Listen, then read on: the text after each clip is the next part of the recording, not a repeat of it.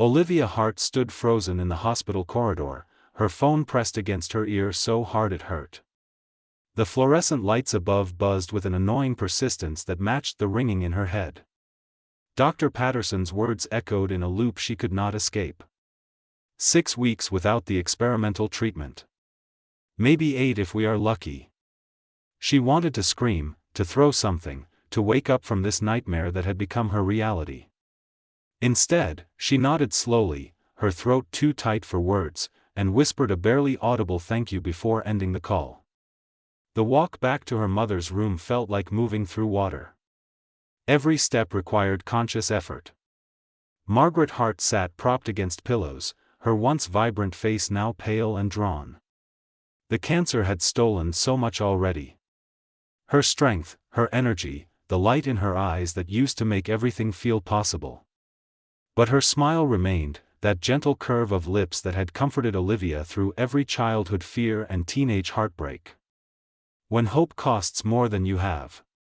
Sweetheart, you look like you have seen a ghost. Margaret's voice was soft but steady.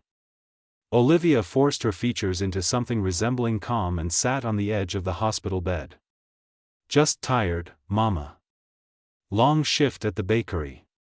Her mother's knowing gaze saw through the lie, but she did not push. That was Margaret's way, always protecting her daughter even when she was the one who needed protecting. The experimental treatment costs $120,000. The number sat in Olivia's mind like a boulder she could not move. Her salary from Sweet Haven Bakery barely covered rent and basic bills. She had already maxed out 2 credit cards and borrowed money from everyone who would lend it. Every door she knocked on had closed with sympathetic faces and empty hands. That night, Olivia walked home through the quiet streets of downtown Seattle. Rain misted around the streetlights, turning everything soft and blurry. She passed the coffee shop where she used to study for college exams before dropping out to work full-time. The bookstore where her mother used to take her every Saturday morning. The park bench where her father had told them he was leaving when she was 12. This city held every memory of her life, beautiful and painful in equal measure. The bakery where fate was baking. Sweet Haven Bakery opened at 5 in the morning, and Olivia had been there since 4:30, preparing dough for the morning rush. The familiar rhythm of kneading and shaping usually calmed her mind, but today her hands moved on autopilot while her thoughts spun in desperate circles. Rachel Kim, her best friend and fellow baker, watched her with concerned eyes from across the counter. "You have been staring at that croissant dough for 10 minutes without moving. Talk to me." Olivia shook her head, not trusting her voice. If she started talking, she might start crying, and once she started crying, she was not sure she would stop. The morning customers filtered in with their usual orders.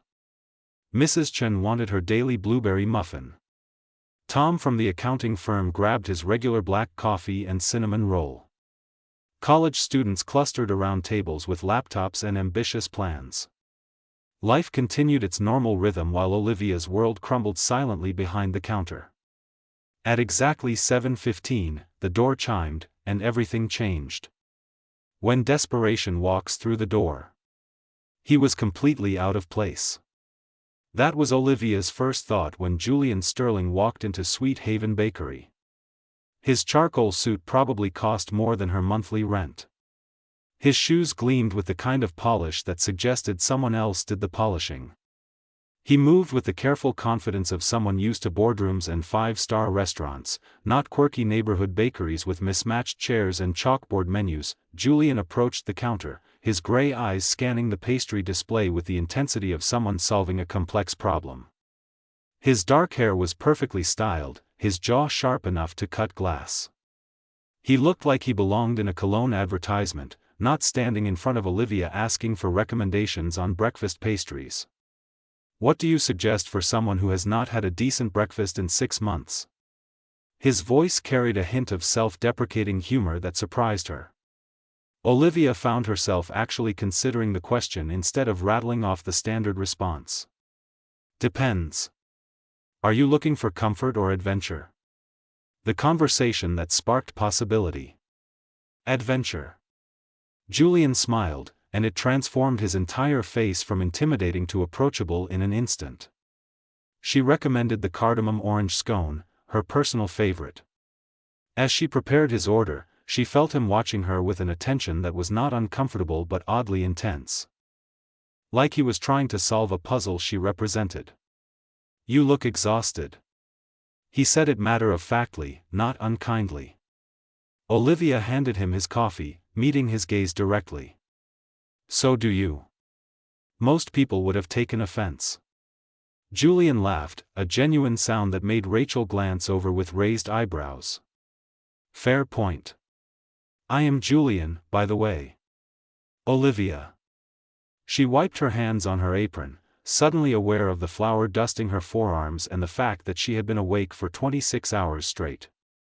He did not leave after getting his order. Instead, Julian settled at a corner table with his laptop, occasionally glancing up to watch the morning rush. 3 hours later, during a lull, he approached the counter again. "This might sound strange, but do you have a few minutes to talk?" Something in his tone made Olivia pause. It was not the casual flirtation she occasionally got from customers. This was something else. Something serious. Rachel nodded encouragement, and Olivia found herself sitting across from this elegant stranger, wondering how a random Tuesday morning had become so surreal. When impossible becomes an option. Julian Sterling did not waste time on small talk. He laid out his situation with the clinical precision of a business presentation. Family pressure to marry and produce an heir. A company board questioning his commitment. A desire for a child without the complications of romance. He needed someone to marry him, get pregnant, and then dissolve the arrangement after the child was born. Clean. Simple. Transactional. In exchange, he would pay $200,000 plus all medical expenses and provide a trust fund for any child. Olivia sat perfectly still, her coffee growing cold between her hands. This was insane. People did not actually do this outside of movies and ridiculous romance novels. Yet here was this man, clearly wealthy and successful, offering her more money than she had ever imagined having. Enough to save her mother. Enough to give Margaret a real chance at life. "Why me?" Her voice came out steadier than she felt. Julian looked at her for a long moment before answering. "Because you are real. Everyone in my world is performing something. But you actually care about the homeless man who comes in here every morning. You remember customers' names. You are exhausted but still kind. That is rare. The decision that would change 2 lives. The offer sat between them like a live wire. Olivia's mind raced through implications, consequences, moral dilemmas. This went against everything she believed about marriage and family and love. But love was a luxury for people who were not watching their mothers die slowly. Love was for people who had choices. She thought about Margaret lying in that hospital bed, fighting for every breath. She thought about the experimental treatment that could give her mother years instead of weeks. She thought about all the doors that had closed and this impossible door that had just opened. "I need time to think." Olivia stood, her legs unsteady. Julian nodded, sliding a business card across the table. His fingers were long and elegant, the hands of someone who had never done manual labor. "Call me when you decide." No pressure. "But Olivia, if you are going to say no, say it soon. I do not have much time, and neither, I suspect, do you." He said it gently, but the words landed like stones. He was right. Time was the one thing neither of them could buy. That night, Olivia sat beside her mother's hospital bed, holding her fragile hand. Margaret slept fitfully, her breathing shallow and labored. The machines beeped their steady rhythm, marking time in heartbeats and oxygen levels. In her pocket, Julian Sterling's business card felt like it was burning through the fabric. Some choices were impossible. Some were just desperate. And sometimes, Olivia thought as she watched her mother's chest rise and fall, desperation was the only honest choice left. 3 days of sleepless nights led Olivia to Julian Sterling's office on the 48th floor of the Sterling Tech Tower. The elevator ride felt like ascending into another dimension where the air smelled like expensive leather and ambition. Her reflection in the polished steel doors showed a young woman in her best dress, a simple navy blue sheath she had worn to exactly 2 job interviews and 1 funeral. She looked small and out of place, like a sparrow that had wandered into an eagle's nest. Julian's assistant, a sharp-eyed woman named Patricia, led her through glass corridors where people moved with purpose and spoke in hushed, important tones. Everything gleamed with success. The art on the walls probably cost more than Olivia would earn in her lifetime. She fought the urge to turn around and run back to the familiar warmth of Sweet Haven Bakery, where the biggest decision was whether to make extra cinnamon rolls for the afternoon rush. Julian stood when she entered his office, and something in his expression softened when their eyes met. He looked different here, more formal but also more vulnerable somehow. The gray suit he wore today made his eyes appear almost silver in the afternoon light streaming through floor-to-ceiling windows that overlooked the city. Seattle spread below them like a circuit board of streets and buildings, everyone down there living normal lives while she stood here about to change hers forever. "You came." He gestured to a leather chair across from his desk. "I was not sure you would." Olivia sat carefully, her hands folded in her lap to stop them from shaking. "I need to know exactly what this arrangement entails. Every detail. No surprises." Julian nodded, his business mask settling into place. He pulled out a thick document, but instead of sliding it across the desk, he set it aside and leaned forward. "Before we discuss legalities, I need you to understand something. This arrangement protects both of us. You get financial security. I get a solution to family pressure. But we both get our freedom back once the terms are fulfilled." Freedom. The word sounded hollow. Olivia wondered what freedom meant to someone who already had everything money could buy.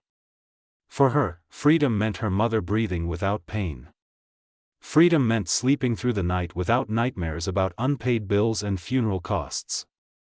Freedom meant surviving. Is there any way to do this without actually getting married? She asked the question knowing the answer but needing to hear it anyway. Crossing the line between strangers and something more. Julian shook his head slowly. "My family's estate and the company board require legal marriage for inheritance purposes. But the prenuptial agreement will protect you. After the child is born and 1 year has passed, we divorce. You receive your payment, full custody if you want it, and we go our separate ways." He made it sound so simple, so clean. Like ordering takeout instead of binding their lives together in the most intimate way possible. What about the actual process of getting pregnant? Olivia forced herself to ask, her cheeks burning. Clinical?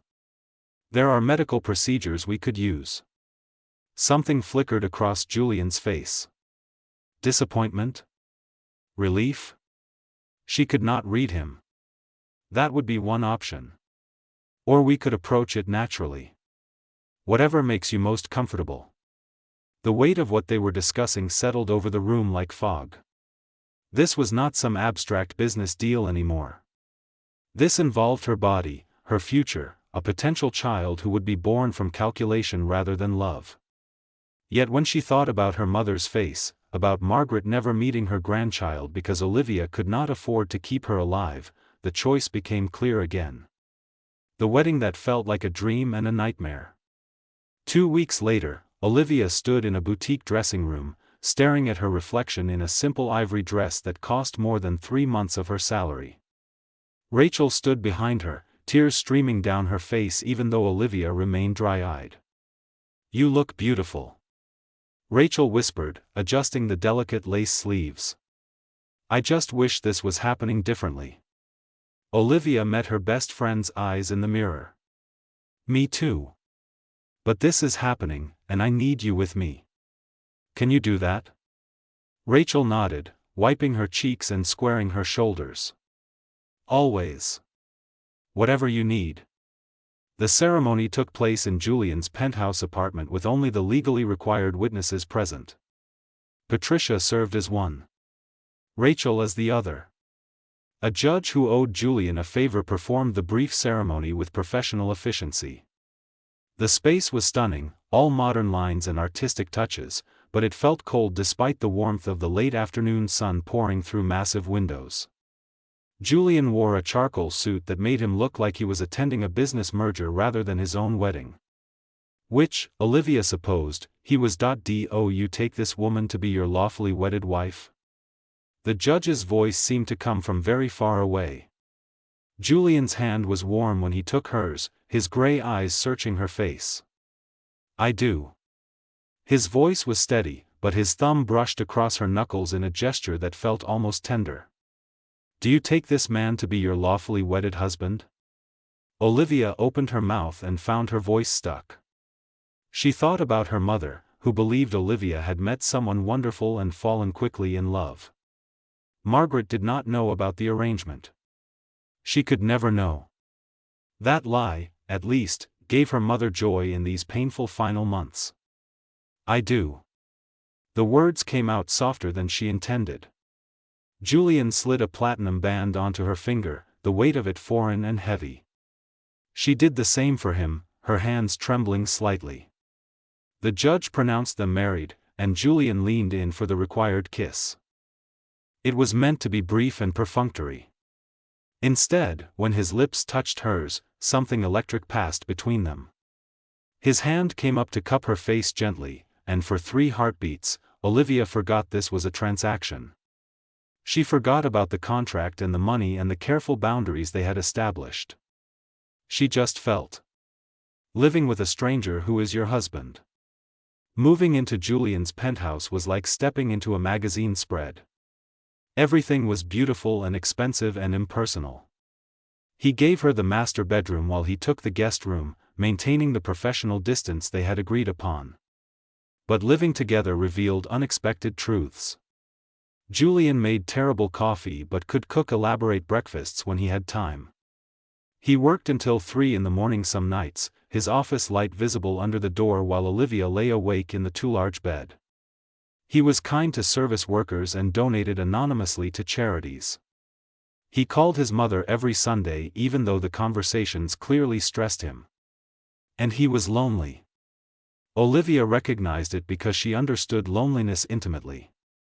They had married for practical reasons, but somewhere in the quiet evenings when they ate takeout together and talked about everything except their arrangement, something shifted. Julian asked about her childhood, her dreams before her mother got sick. She asked about his father's death, the pressure of running a company at 35. They laughed at the same stupid television shows. He drove her to the hospital every other day to visit Margaret and never complained about the time it took. The night everything changed. It happened 6 weeks into their marriage. Olivia had received good news. The experimental treatment was working. Margaret's tumor had shrunk by 30%. She came home crying with joy and relief, and Julian was there. He held her while she sobbed into his expensive shirt, whispering that everything would be okay, that her mother was strong, that miracles happened. When she finally looked up, his face was close to hers. His gray eyes had darkened to smoke. Neither of them moved. The moment stretched, fragile and charged. I should not want this. Julian's voice was rough. This was supposed to be simple. But nothing about Olivia Hart had been simple since the moment she walked into his life.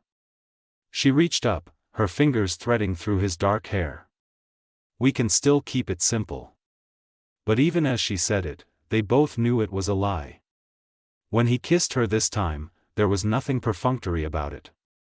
It was desperate and real and terrifying. He lifted her easily, carrying her to the bedroom they had kept separate for 6 weeks. The contract they had signed said nothing about this. Nothing about how his hands trembled as he undressed her.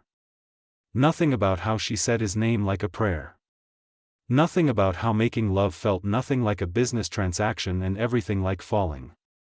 Morning brings clarity and confusion. Dawn filtered through the curtains, painting everything in shades of gold and regret. Olivia woke wrapped in expensive sheets and Julian's arms. His face in sleep looked younger, less guarded. She studied the sharp line of his jaw, the way his dark lashes rested against his cheeks. Beautiful and dangerous in equal measure. This was not part of the plan. Plans were safe. Plans protected hearts from breaking. But as she lay there listening to his steady breathing, Olivia realized her heart was already in jeopardy. Julian stirred, his eyes opening slowly. For one unguarded moment, she saw everything he felt written across his features. Wonder. Fear. Something that looked dangerously close to love. Then his walls came back up, brick by careful brick. Morning. His voice was carefully neutral. Morning. She sat up, pulling the sheet around her like armor. They needed to talk about what this meant, how it changed things. But Julian was already moving, creating physical distance. I have an early meeting. We can discuss this later. He was gone before she could respond, leaving her alone in the bed that still smelled like him. When reality crashes back in. The pregnancy test was positive 3 weeks later. Olivia stared at the 2 pink lines, her hands shaking so badly she nearly dropped it. This was what they had wanted. What they had planned for. So why did it feel like standing on the edge of a cliff? She found Julian in his home office, tie loosened and hair disheveled from running his hands through it. He looked up when she entered, and something in her expression made him stand immediately. What is wrong? She held out the test without speaking. Julian took it, his face cycling through shock, elation, and something complicated she could not name. This is good news. He said it like he was trying to convince himself. This is what we agreed on. But when he looked at her, his eyes told a different story. They had crossed lines that could not be uncrossed. They had broken rules they had made to protect themselves. And now there was a child, a tiny life that would bind them together no matter what the contract said. Olivia felt tears sliding down her cheeks, and she did not know if they were happy or sad or just overwhelmed. Julian closed the distance between them, pulling her into his arms. We will figure this out. His voice was fierce. Whatever this is, we will figure it out together. But as Olivia pressed her face against his chest, listening to his heartbeat, she wondered if some things were too complicated to figure out. If some arrangements, once they involved hearts and bodies and babies, stopped being arrangements at all and became something far messier and more real. Something that could heal them both or destroy them completely. And she had no idea which one it would be. Sunlight poured through the penthouse windows like an accusation. Olivia sat at the kitchen island, her hands wrapped around a cup of tea she could not drink. The pregnancy test lay on the marble counter between her and Julian, a small plastic stick that had somehow become the heaviest object in the room. Julian stood across from her, still wearing yesterday's rumpled shirt, his carefully constructed world visibly cracking around the edges. His gray eyes, usually so controlled, held a storm of emotions he was trying desperately to contain. We need to establish boundaries. His voice was measured, the tone he probably used in boardrooms when negotiations got complicated. For the baby's sake, we should maintain a professional relationship moving forward. Each word landed like a small stone dropping into water, sending ripples through everything they had shared. Olivia felt something inside her chest twist painfully. Professional. Right. Because that had worked so well before. She set down her teacup with deliberate care, meeting his gaze directly. Is that what you want, Julian? To pretend that night never happened? To go back to being strangers who happen to share an address? When miracles come with complications. The hospital call came during breakfast 3 days later. Olivia's phone lit up with Dr. Patterson's number, and her heart stopped. Margaret had been responding well to treatment, but every call still carried the weight of potential devastation. She answered with shaking hands while Julian watched from across the table, his breakfast forgotten. Miss Hart, we have remarkable news. The doctor's voice carried genuine excitement. Your mother's latest scans show the tumor has shrunk by 72%. This is beyond our most optimistic projections. We are calling it a complete response. Olivia's legs gave out. She sank into her chair, tears streaming down her face while Dr. Patterson continued talking about continued treatment and cautious optimism and the word remission that she had stopped letting herself hope for. Julian was beside her instantly, his hand on her shoulder, his own eyes bright with unshed tears. When she ended the call, he pulled her into his arms without hesitation. She's going to make it. Olivia sobbed into his chest. My mother is going to live. And there it was, the truth neither of them wanted to face. Margaret's recovery changed everything. The desperate reason that had brought them together no longer existed. Claudia Sterling arrived unannounced on a gray Thursday morning, sweeping into the penthouse like a winter storm wearing Chanel. Julian's mother was elegant and sharp, with silver hair styled perfectly and eyes that missed nothing. She had been traveling in Europe during the rushed wedding, a convenient absence that Julian had clearly orchestrated. Now she stood in the living room, her gaze moving from Olivia's face to the subtle swell of her belly that was just beginning to show, calculating with the precision of someone who had spent decades navigating high society politics. So this is the bakery girl who managed to trap my son. Claudia's voice dripped with false sweetness. How convenient that you got pregnant so quickly. Olivia felt her spine straighten, the years of serving difficult customers at Sweet Haven Bakery preparing her for this moment. With respect, Mrs. Sterling, I did not trap anyone.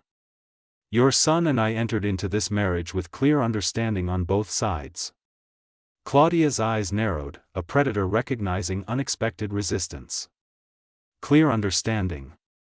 How much did he pay you? Because whatever the amount, I will double it if you walk away right now. Julian's voice cut through the tension like a blade. Mother, that is enough. He had entered from his office, his face set in hard lines Olivia had never seen before. You do not get to come into my home and insult my wife. Claudia turned to her son, her expression shifting to wounded confusion. Darling, I am trying to protect you. This girl is clearly after your money. Can you not see how calculated this all is? The arranged pregnancy, the convenient timing. Your father would be appalled. Julian's jaw clenched at the mention of his father. Dad would have wanted me to be happy. Something you have never cared about as long as the Sterling name remained untarnished. The argument escalated, mother and son trading wounds disguised as concern. Olivia stood frozen, watching the man she had married defend her with a ferocity that made her heart ache. Because somewhere between signing contracts and sharing breakfasts and making love in the dark, she had fallen completely for Julian Sterling. Not his money or his name or his perfectly controlled life.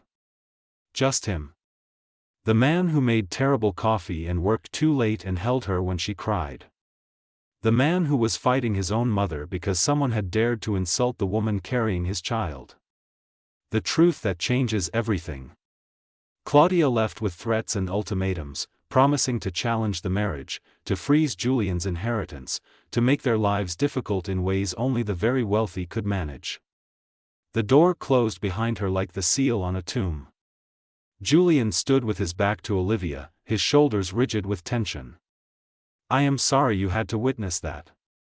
My mother has very specific ideas about what my life should look like.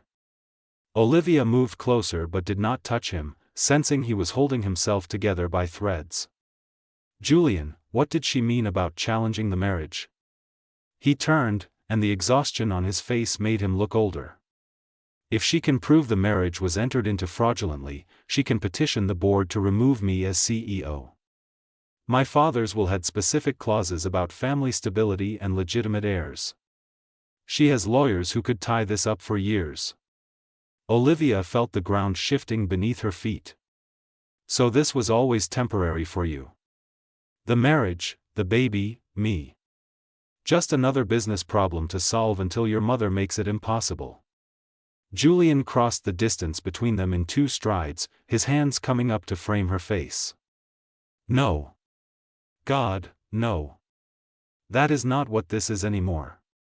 Preparing to walk away. That night, Olivia sat in the darkened bedroom, her hand resting on her barely visible bump. She had saved her mother.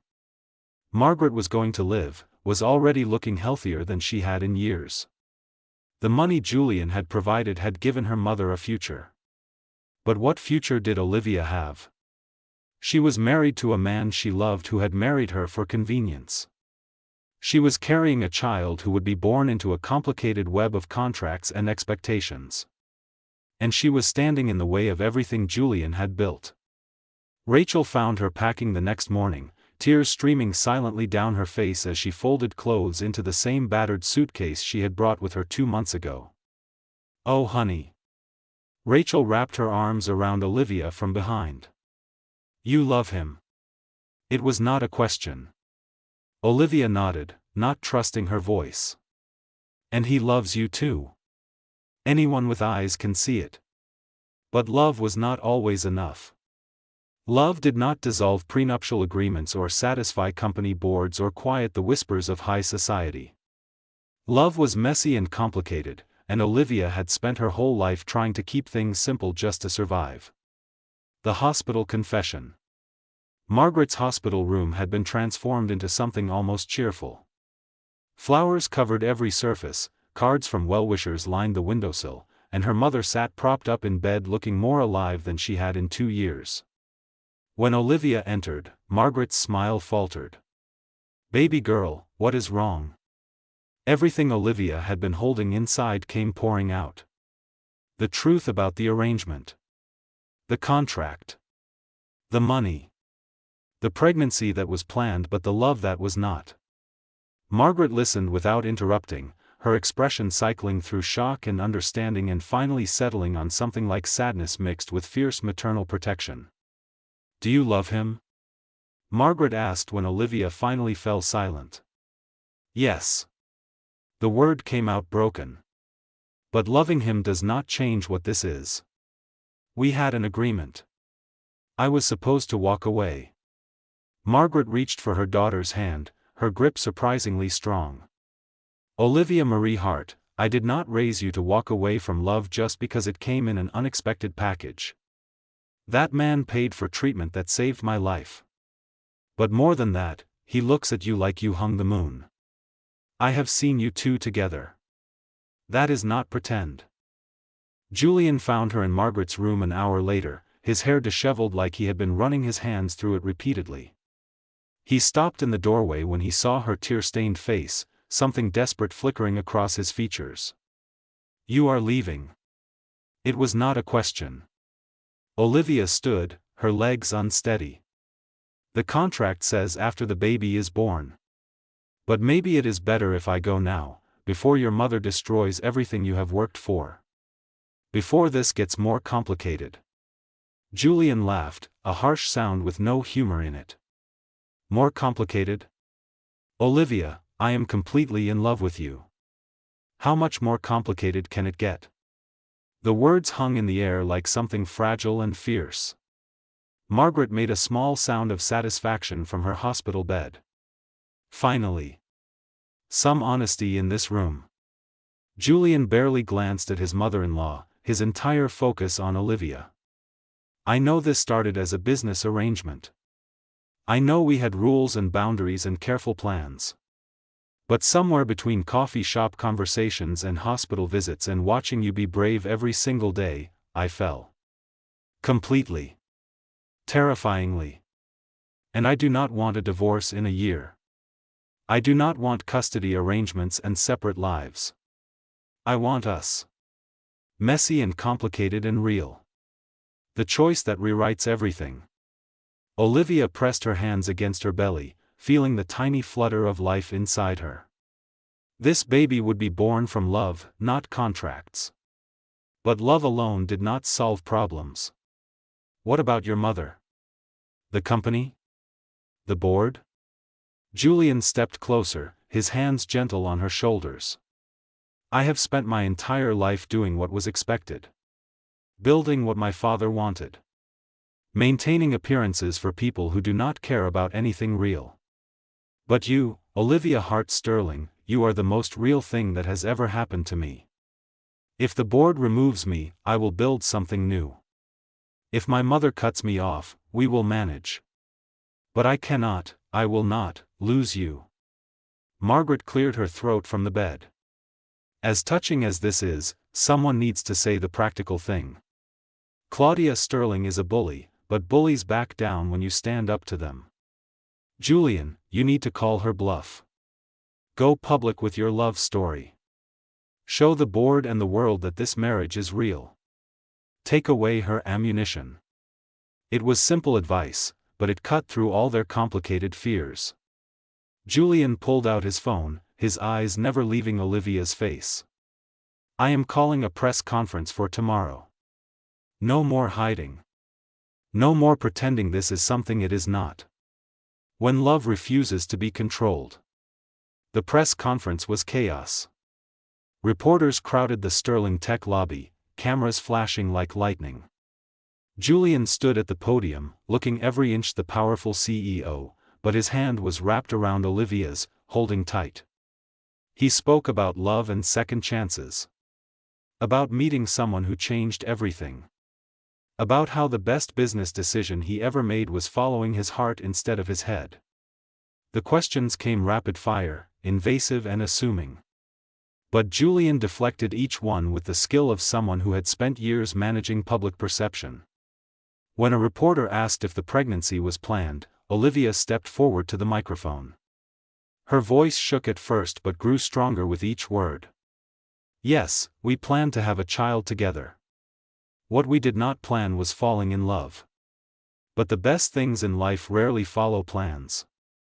They happen when you are brave enough to let them. Watching from the back of the room, Claudia Sterling's face went through a remarkable transformation. Calculation gave way to surprise, then grudging respect, and finally something that might have been approval. 3 months later, Olivia stood in the newly renovated Sweet Haven Bakery. Julian had insisted on helping Rachel expand, turning the small shop into something that could support a real business. Margaret worked part-time behind the counter, her energy returning day by day. The experimental treatment had given her years, maybe decades. The baby kicked strongly against Olivia's ribs, a girl they planned to name Rose.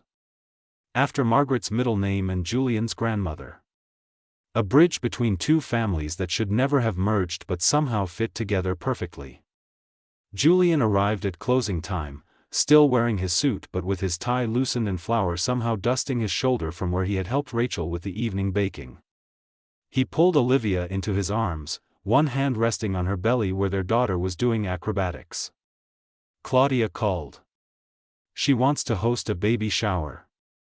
Apparently she has already invited half of Seattle society. Olivia groaned, but she was smiling. Your mother is exhausting.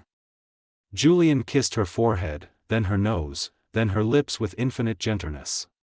She is. But she is also buying the bakery building so Rachel never has to worry about rent. Apparently saving her granddaughter from a loveless childhood makes her want to fix everything. The contract that became a love story. That night, they lay tangled together in bed, the city lights twinkling through floor-to-ceiling windows. Julian traced patterns on Olivia's belly, talking softly to their daughter about the world she would be born into. A world where her parents had started with a contract but built something real. Where love was messy and complicated and absolutely worth fighting for. Olivia ran her fingers through his dark hair, marveling at how much had changed in 6 months. From desperate strangers to this. To home. Do you ever regret it? Julian asked quietly. Walking into my office that day? Accepting an arrangement that made no sense? Olivia considered the question seriously. She thought about everything they had been through. The awkward beginnings and the passionate middle and the terrifying moment when they almost lost each other to pride and fear. No.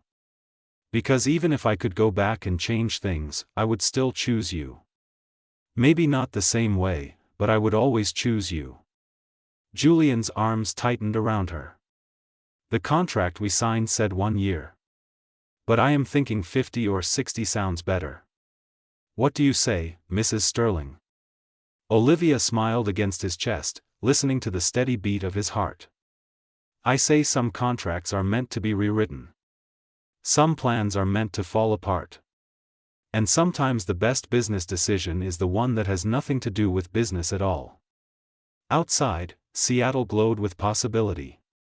Inside, two people who had married for all the wrong reasons had found all the right ones.